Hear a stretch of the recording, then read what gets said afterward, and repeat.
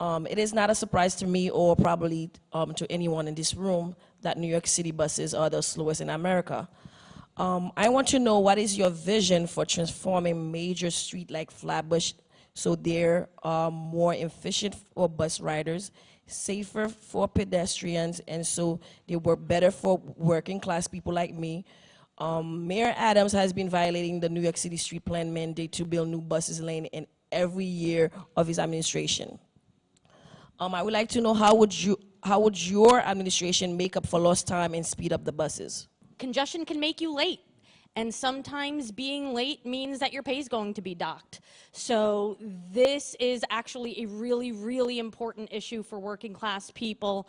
And that's why I believe that really our job at City Hall should be to free up a lot of the space that's on the streets. I would love to lift parking off a lot of primary avenues and other places be able to charge for parking. But ultimately, we need the space to actually build in the bus lanes that we need. Look, the current mayor promised 150 miles of bus lanes and hasn't delivered, I don't think, on a dozen.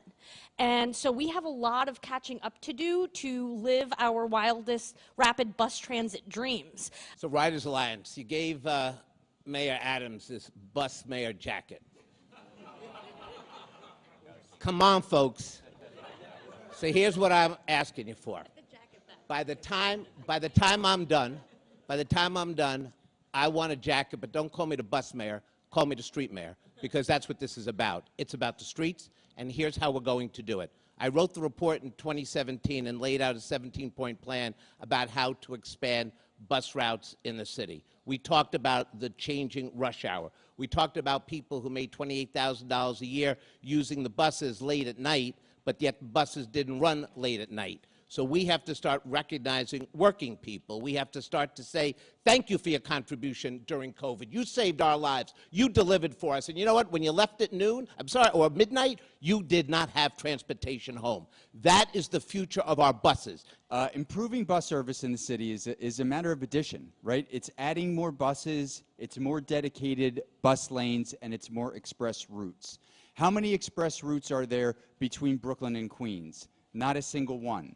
Right? So we have to increase all of those things, and we really should have done it before congestion pricing to give people attractive alternatives. If we don't want people driving into Manhattan, it would be a hell of a lot better if they had attractive alternatives like more and better buses. So from my perspective, when I'm mayor, that is going to be job number one. Look, the very first project I did with Riders Alliance was about the B61. We dug in and figured out what would make it work better, and we made big improvements on the B61.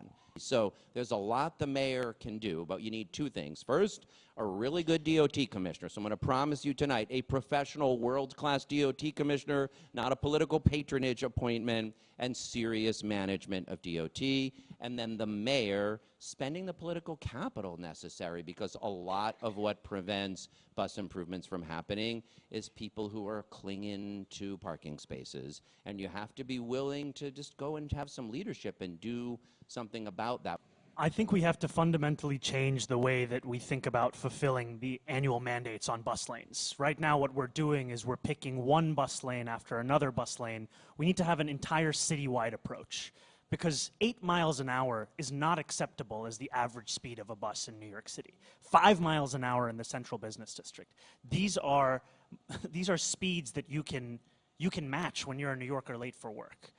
And it's frankly a shame, because this city should be the model for the entire country. The MTA is 40% of public transit in this country. So why don't we actually lead? And I also think, I know this is a point of disagreement between Scott and I, about free bus transit. One of the reasons that the MTA continues to say no to all-door boarding is because of concerns around fare collection. What we've seen in Boston, when Mayor Wu launched a free bus pilot program, is that it decreased dwell time at stations by 23%. What we've seen is that even though with all of the rhetoric around the fact that it would be extremely wealthy New Yorkers who would take the bus, the majority of new riders were making $28,000 or less. I believe that that is the path forward, in tandem with a whole host of other policies, so that we can finally lead the way in the city. I've actually taken the B41. I grew up on Flatbush and Maple Street. I've taken the B41 my whole life. My mom, who had both of her knees replaced years ago, so cannot make her way down the subway stairs, has to take the B41. And she's had to wait out in the rain, in the snow, in the cold, for far too long, only to see 4 buses bunched up coming behind each other. So this isn't just politics for me, this is very personal. I'm a lifelong asthmatic. The traffic on Flatbush has only exacerbated that. So you need a mayor that has political courage. You got to stand up. These things aren't easy. Some of our friends, some of our big institutions, sometimes they don't want to see this. We got to be willing to tell them no. We got to stand up for how most people get around this city.